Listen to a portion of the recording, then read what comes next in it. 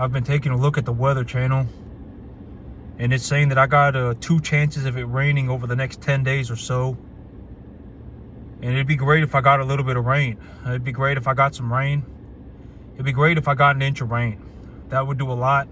It'd keep the water clean. Right now, it's still about 95 degrees. Right now, it's actually about 96 degrees right now, today. It's been fluctuating between 90 and 95 degrees. And yeah, it's still like summer level hot. But starting next week, the weather is supposed to cool off. Starting next week, the weather is supposed to cool. And I'm supposed to be getting some rain with that cooling in the weather. Once that rain has passed, I will be liquidating these big animals, the big animals that I got here, and I'll be reinvesting the money back into my business. So the big idea with the cattle business, right? In terms of the cattle business, the big idea of the cattle business is that the fundamental basis of the cattle business is effectively the same fundamental basis of any commodity in the market, okay? If you have a 5-gallon bucket of oil, if you have a 5-gallon bucket of gasoline, and you have that same gasoline, but now you have a 55-gallon drum of it, that 55-gallon drum of gasoline, of oil, will be worth more money than that 5-gallon bucket of the same grade oil, right? If you have 10 ounces of gold, that 10 ounces of gold will be worth more money than a 7-ounce gold coin. It's the same thing with the cattle market. If I have an 800-pound animal, that animal will be worth more than a 500-pound animal of the same quality. If we're talking about a number 1 to 1.5 type medium large frame steer, at 800 pounds, granted that the animal is of good conditioning, right? Like you actually took care of the animal and the animal's doing well. That animal at 800 pounds will be worth more money than it was at 500. If you got an 800-pound steer and that animal's bone thin and just not looking good, I mean, you know, that animal, you would probably been better off selling that animal at 500 pounds, okay? You would have probably made more money, if not about the same amount. And so that's the big idea of the cattle market.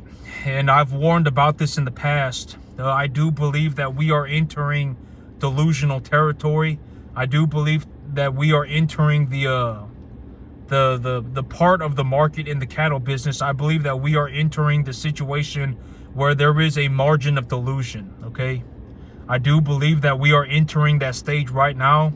And what do I believe are the large factors at play that will cause the cattle market to start going downwards? What do I believe? But in terms of stuff like this, there is no crystal ball, okay? And I'm just using this as an opportunity to go into broader topics of investing. I don't have a crystal ball, okay? Do I think that the price of beef cattle are just going to go up and to the right forever? No, I don't, okay? When I discuss these ideas, I'm just looking to go into the broader idea of investing, okay? And so I don't have a crystal ball, but I would say, I am just gonna, in terms of what do I see in the commodity market, I do believe that the cattle market is starting to enter the realm of delusion. There's a lot of reasons for why that is happening. There are you got the people in the grain market that are just not having a good time right now, okay? The grain market, but here's the thing, and I've spoken about this, right? Like the grain market is in rough shape right now, but so is commercial retail, okay? There are a lot of sectors in the economy, and in terms of the overall economy, all right, America is still the number 1 economy in the world. Let's not play ourselves. All right, America still is the number 1 economy in the world, okay? The American economy is not, the American economy in its entirety is not flat broke. All right, the entire economy is not in a dire straight situation. there are segments of the economy that are not doing well, right? Like commercial retail, like a big mall buildings, those are not doing well, okay? There are segments of the economy that are not doing well. Restaurants, I believe, are not doing very well, right? There are multiple sectors. It's not just agriculture, all right? And it's like, if we're gonna bail out, are we gonna bail out the entire economy? Is that the big idea? Just bail everybody out. Everybody that's having a problem, here's some money, right? Is that the big idea? That's a horrible idea, all right? It's like the whole idea of a business without bankruptcy is like religion without hell. People are going to fail. There's nothing that you can do about it. And it's also very important to understand that the correlation, there is a very real possibility that if you're failing, or if you know somebody who is failing, and I'm not saying this to be malicious, I'm not saying this to be a bad person. Let's just be honest about it. If somebody is failing, if there is a person failing, there is a very legitimate possibility that that person did not fail because they were a good person. They did not fail because they were making a lot of good choices. There is a very real possibility that they've just, a massive pile of problems. All right? And when it comes down to it, at the end of the day, it's just money. Don't get your panties in a wad, okay? You don't want to be in a situation, well, I lost my farm, and then you go and kill yourself. Don't kill yourself over money. It's just money. You can always try again. All right, you can always just dust yourself off and try again, okay? You can pick yourself back up and you can try again, okay? Don't kill yourself over money. It's, why would you sell your soul to the devil for a piece of paper? All right?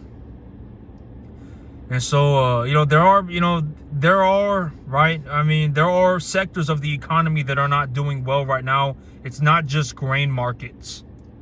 All right? But here's the thing, is that this will always happen, and there is no stopping it from happening. Okay? There will always be sectors of the economy that just are in rough shape. That's just the life cycle of a business. That's just how it works. I don't know what to tell you, okay? Life is not a Disneyland journey, all right? Life is not some magical adventure. And when it comes down to it, there is no saving an idiot from themselves, okay? There will always be sectors of the economy that fail. There will always be, sectors of the economy that perform worse than other sectors. That's just how the cookie crumbles. It just is what it is, okay?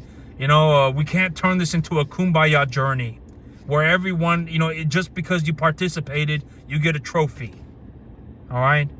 Some people fail, and that's just how, but we also need to understand that there is a very real possibility that, if you failed, you did not fail because you were a good person. You did not fail because you made a bunch of good choices and the world was unfair. You failed because, something went horrendously wrong, and a lot of things probably went horrendously wrong. And when it comes to money, don't kill yourself over money. It's just a piece of paper, okay? You can always try again, all right? And my whole thing about doing horribly is, like, if you're doing horribly, okay, and let's just be very honest about it. Let's just be very straightforward about it. If you are doing horribly, the big benefit of doing horribly is that if you're legitimately doing that poorly, you could easily improve your outcome. You can easily improve your situation. You could probably even easily improve your situation by over 50%. And this is something that I discuss very often. A lot of people do not, for whatever reason, a majority of people do not ever consider the possibility of just doing better. And I know that may sound like whatever, but I'm being completely honest about it. A lot of people don't ever sit there and just try and improve their situation. A lot of people, when things start going wrong, they start getting their panties in a wad. They start throwing Hail Marys into the middle of nowhere. They start, oh my God, well, I fell out of heaven to 7 and my life's a magical journey. All these worthless things. When in reality, if you're doing that poorly, there is a very real possibility that you could improve your output by 50% with very, very, very small changes. All right, it's a very real possibility. And if you are dead, and the whole thing about being poor is if you are poor, there is a legitimate possibility that you stay poor for the rest of your life. There is effectively nothing that can be done about it after a certain point. If you manage to turn yourself around, it would be a freaking miracle. It would be a miracle. And this is like, I'm not like, like this is not like something that I'm not like saying this to get a kick out of it. I'm not saying this because it's amusing. I'm saying there is a very real possibility that you don't even get to the 10% mark if you live to be 5,000. All right. It's not amusing to me. It's not funny, okay? It's not like something that I get a kick out of. If you're legitimately doing horribly, there is a very real possibility that you could easily improve your output by 50%, but there is I don't even know, it's like over a 90% chance that you will not do it. For whatever, I don't know why, and I don't want to know why. This happens to a lot of people. Almost everybody barely makes enough to get by or flat out loses money throughout their entire life. Almost everybody, a majority of people. And the worst financial situation that you can be in is to lose money slowly over a long period of time. If you lost all your money and you bankrupted today, that would be better than you bankrupting slowly over the next 50 years. All right? If you bankrupted today, if you legitimately just bankrupted today and, and the whole thing about the grain market is like, it's like we had 2 years where the grain market was in rough shape. 2 years. That's it. Just 2 years. How, and I don't know if like this is like the whatever. I don't know if like this is like a fake news or what's going on with this whole like media situation in the grain market. It's like how, if, it's like, I don't understand. I don't understand. We had a rough grain market for 2 years, and suddenly everyone's got their panties in a wad. I don't understand. And if the grain markets are bad, which I believe they are, I've taken a look at the prices of grains, corn, soybeans.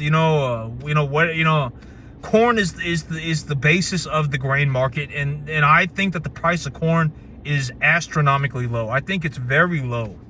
It definitely, it's very low. The price of corn is very low, okay? And soybeans is also pretty low, all right? It's just sitting at like 1,000 or something, 1,010 or something. And it's very low, okay? I do believe that the grain market is very low right now. But if you just wait, the thing about the free market is that if you just wait, things will balance themselves out, okay? And the whole thing about the overall economy is that there will always be sectors of the economy that do poorly and sectors of the economy that do well. It will always be like that. I would even anticipate that at some point throughout my life, the cattle market will do poorly. It probably will. And I've spoken about this in terms of a broader idea. And just to, introduce, more ideas about investing.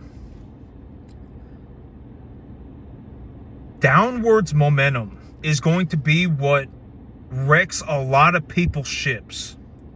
A lot of people, there is a margin of delusion in the cattle market right now, from what I believe. I sincerely, sincerely believe that there is a margin of delusion in the cattle market right now. We are entering a la land territory on prices of cattle. What do I believe will be the factors that that cause a shift in the commodity markets?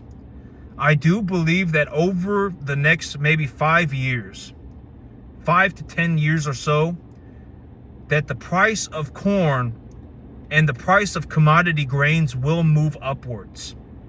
And when that happens, it will put a cap on the price of cattle. That's what I believe. Because right now the price of corn, the price of grains is just very low, okay? Very low. And I believe that the price of cattle that there is a margin of desperation and a margin of delusion in the cattle market today. Okay, that's what I sincerely believe. I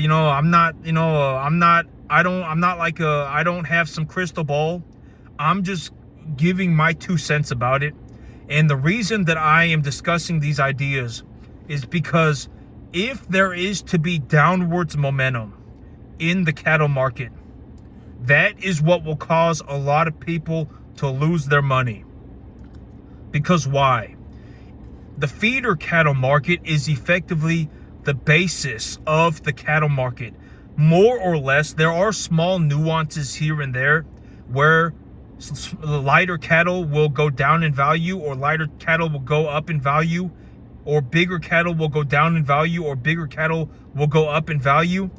And the feeder cattle will stay the same. The price of feeder cattle will roughly stay the same. But in terms of an overall general idea of the commodity market, everything moves up and everything moves down at the same time. And the realistic way to visualize this idea is if we ever enter a situation where an 800-pound animal costs less money than a 500-pound animal, that is like an 8-ounce gold coin selling for less money than a 5-ounce gold coin. If something like that happens, I will legitimately go to the sale barn and buy every single 800-pound animal that I can find. Because that does not make sense. Do you think that you will ever live in a world where an 8-ounce gold coin costs less money than a 5-ounce gold coin? Probably not. If it ever happened, you would be stupid to not buy every 8-ounce gold coin on the planet. All right? And so when the whole thing about it is, as long as that stays true, which it probably will, 800-pound cattle will always be worth more money than 500-pound cattle in terms of a general idea for a commodity type animal. All right? And that's my whole shebang on the commodity market. I'm effectively set to be, I'm a cattleman forever. I've already come to peace with the idea. The cattle market is I'm kind of a one-trick pony, and the cattle market is what I do. I don't grow commodity grains. If I legitimately think that I can make money on hay, I will grow more hay, but I'm not going to go and start growing corn. I'm not going to start growing soybeans, okay? If I legitimately look at the market and I say, oh, there's a very realistic possibility that I can make a $35 a bale profit on hay, then I will grow a couple hundred acres of hay and I will just sell the hay and I will use that money. And and if that were to happen, the price of cattle would probably be coming down, so I can offset my risk in the cattle business. But I'm not concerned about that, okay?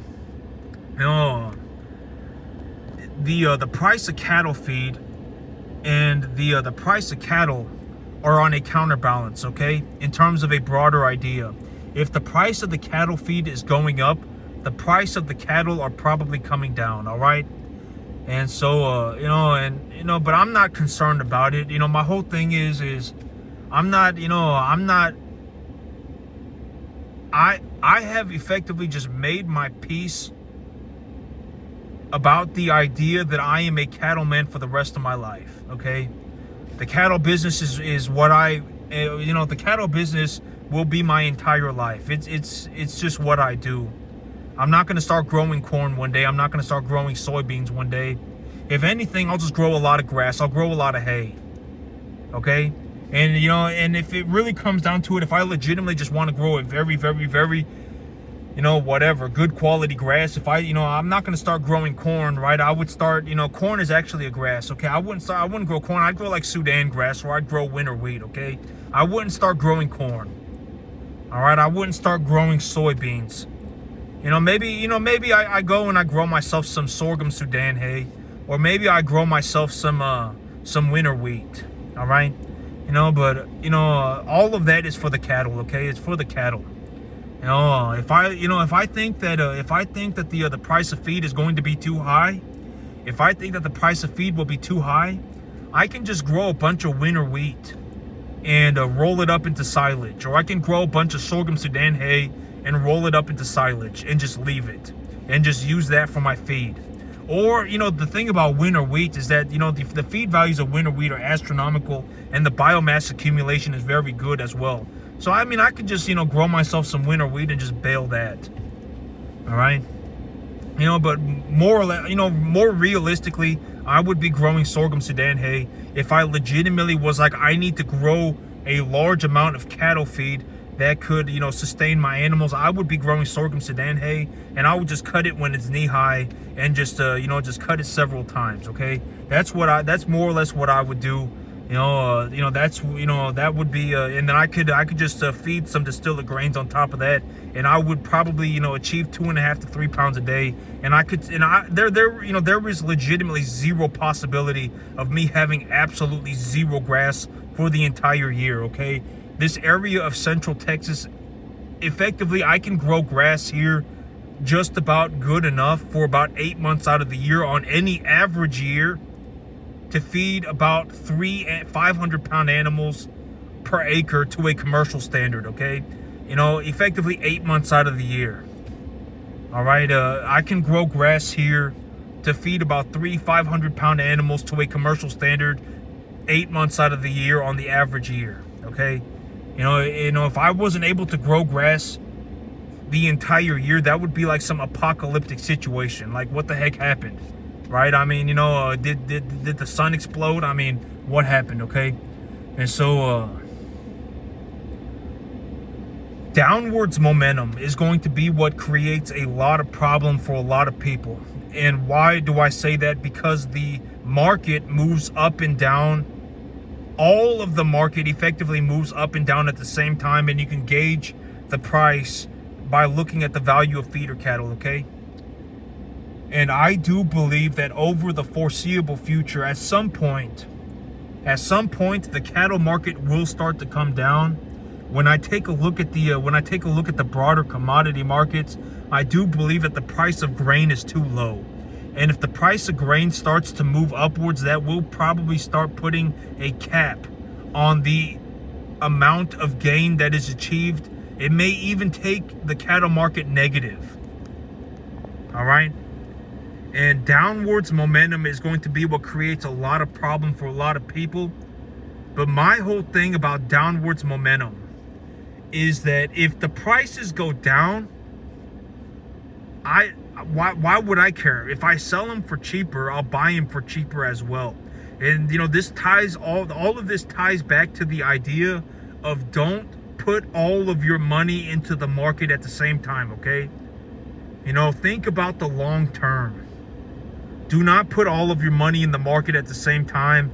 And when I say this stuff, I'm not saying this stuff to give you the wrong information. I'm not saying this to be malicious about it. I'm just saying, hear me out.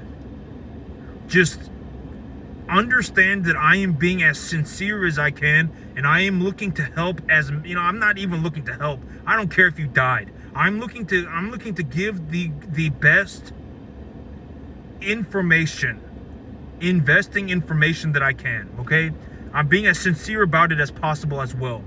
If you put all of your money in at the same time and you don't have any money just left over, and you buy 500 pound cattle, and let's say that when you look at your 500 pound cattle and you sell them, or you buy them at a weight that, if you believe, or if you sell them at 800 pounds, you believe you can make yourself about a $500 margin. Let's say that you buy them at let's say you buy your 500 pound cattle at $2,300, and you believe that you can sell them at $2,800. Or let's say that you buy them at $2,500 and sell, and you believe that you can sell them at $3,000, just to make the numbers easy. So you bought them at $2,500 and you believe that you can sell them at $3,000. So that's a $500 margin, okay? So at your $500 margin, if the market goes down by 5% of 3,000 is 150, okay? And also, when you sell your animals, you'll have to pay a commission, and the commission will be about 3.5%. So at 3,000, we're talking about $100 in commissions when you sell your animal. And then we're talking about another $150 that has evaporated from the commodity markets moving downwards 5%. So now you are sitting on $250 that you can make. Okay, you can make $250. And let's say that you have a death loss of 5%. So that would shrink your profits down. That would shrink your profits down to maybe from 250 to maybe 150. Okay, and let's say that you have your animals on a commodity type feed, and it's gonna cost you $75 an animal per month over the next 3 months. Well, then you lose money. All right, you lost $75 an animal. Okay, there, stuff like that.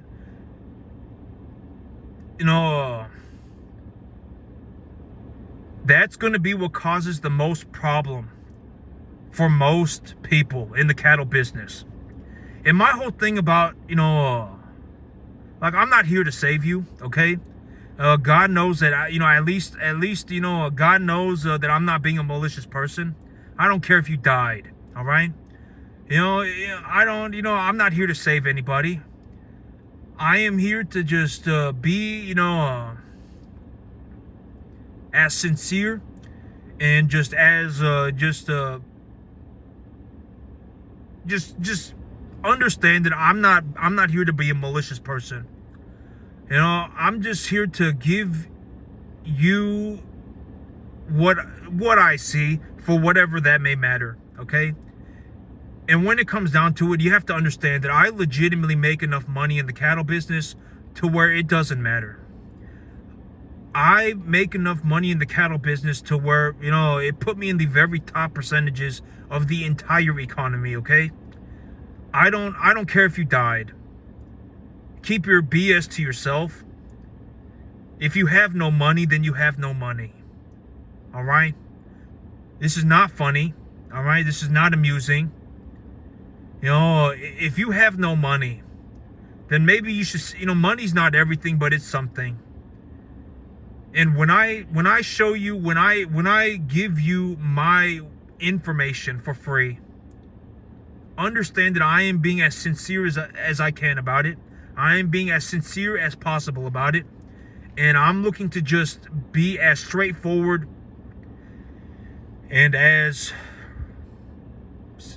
sincere is the most, accurate word about it as possible. All right? A lot of people will lose money, not because the price of cattle is low, but because there is downwards momentum in the cattle market. And be very careful. Be very careful. You don't want to be in a situation where, you don't want to be in a situation where, and a lot of people are going to be in a situation, a lot of people end up losing money over a long period of time. And that's the worst case scenario. That's even worse than you bankrupting today immediately. If you lose money over a long period of time, that is the worst possible case scenario. There is no easy answer. There is no such thing as an easy answer. If there was an easy answer, I would give it to you. And everybody would already know it if there was an easy answer. A lot of these things need to be thoroughly understood and thoroughly considered on a regular basis. I put a lot of emphasis on this idea of thinking about what you're doing. All right? I live in a world where I don't have any I don't have like a board that I need to, please. I don't have any kind of whatever that where I'm like not allowed to talk about my business because I may, accidentally say something that gets me sued. I'm the only person, I run my business by myself. If you want to invest in my business, there is only one way to do it, and that is to lease me land. That's the only way to do it. All right? There is no other deal. I don't care if you died. Don't give me your worthless deal. All right? Even if you offered me $500 million, I don't care. Take your $500 million and throw yourself in a hole. I don't want anything from anybody. All right? Even if I had nothing, I could redo everything in 30 seconds. If you legitimately want to invest in my business, there's only one way to do it. And that is to lease me land. And I will pay 10% of what I make on that land back to you. And at the end of the day, you get to own the land, right? And I am looking into paying out bonuses. I am going to be paying out bonuses simply because the amount of money that I make is so large. The amount of money that I make is so large that I can't spend it even if I wanted to. It's not possible for me to spend the amount of money that I make, granted that I don't develop some major problem. So I figured it's better to just give it away to the people who helped me. And there is also a practical purpose in doing that. There is also a practical reason in doing that as well. All right? There is a practical reason for doing that as well. It encourages people to want to see me succeed. All right?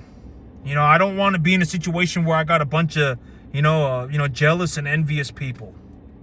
All right? And whatever it may be, I don't want that to happen, right? And in terms of a more benevolent kind of thing, is that maybe, if I give these people money, maybe it gives them an opportunity to better their lives. There's also that part of it. Am I looking to save anybody? No, I'm not. But maybe if I give these people money, maybe they will better their lives with it.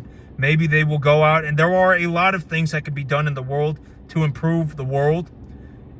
I cannot do it all, whatever, right? If I was responsible for doing some kind of a math thing, we would all be doomed. All right? People are good at different things.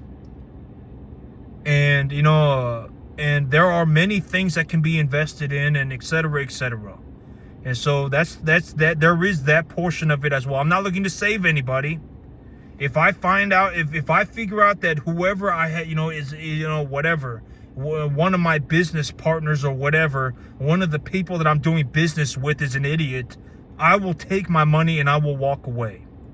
I will be giving out bonuses by about March or April of next year. That's what I anticipate. Because the money, the whole thing about me is that I legitimately make so much money that it doesn't even matter, okay? There is no way for me to spend the money. Granted that I didn't start developing some major problem. Even right now, when I sell my 5 animals, I'll make enough money to buy 10. And, if I, and I'll have about 35 animals, not 35, but, about 35. Okay, and if I have 35 animals, let's turn this into a theoretical situation. If I have 40 animals and I sell 5 of them and I make enough money to buy 10 and I'm looking to leverage against my balance sheet and I'm already at 80% debt to equity, how many animals would I have to buy, right? I would have to buy 17 to keep the amount of debt to equity that I have the same. If 1 month goes by, now, so I sold 5 and I bought 17 and I started off with 40, right? And so that took me down to 35 plus 17. So now I'm at 52, right? I had 52 animals and those 52 animals appreciated. Let's say I have 50 animals and those 50 animals appreciated for 1 month. And now I have another 5 animals ready for sale. How many animals would I have to buy to keep my balance sheet at the same proportion of equity to debt? Right, I would have to buy 20. It's a compounding effect. So I had, now I would have to buy 20, right? And so I went from whatever, 52 or 50 or whatever you want to, 50 to 45 to 65. And now I have 65. And just for, 5, I sell 5 and, et cetera, okay? It's a compounding effect. I'm already making such a large amount of money that it doesn't matter. I would reasonably anticipate that I end up with about 140 cattle by about March of next year. And even today, even as of right now, I make about $30,000 to $35,000 a month. And, I'm looking to put that money back into my business. And what am I going to do with that money? Grow my business with it, okay? Grow my business with it. What do I believe that I can achieve with that, with the reinvestment of my capital? I believe that I can grow my business by about 300 to 500%, 350 to 500% by about March of next year. And God knows it. I'm not lying about it. God knows it. All right. I'm being as straightforward, honest about it. And it just is what it is. I'm not lying about it. And if you bet against me, you're going to have a very rough time. Okay. I pray that you turn yourself around, okay? There's a very real possibility that I end up doing better than I thought. And the whole thing about doing better than I think, and then doing worse, it's all negligible, okay? I am doing very well for myself. I haven't sold my soul to the devil. I'm not looking to sell my soul to the devil. I do very well for myself. And I am about to start dumping money back into my business. I will start liquidating animals here in about 2 weeks. And it's going to get bonkers very quickly. I'm being completely serious.